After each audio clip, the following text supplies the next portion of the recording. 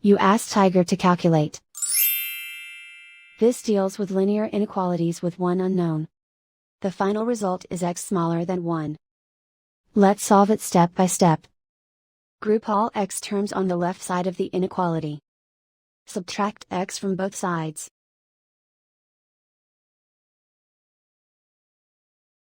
Group like terms.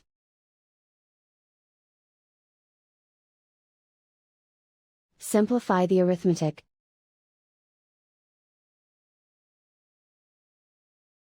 Group like terms.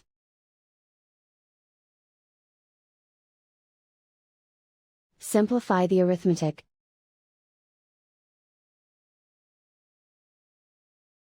Group all constants on the right side of the inequality.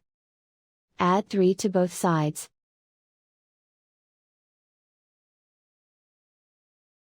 Simplify the arithmetic.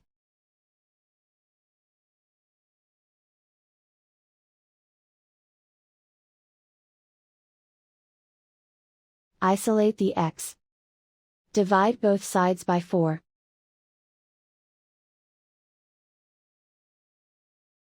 Simplify the fraction.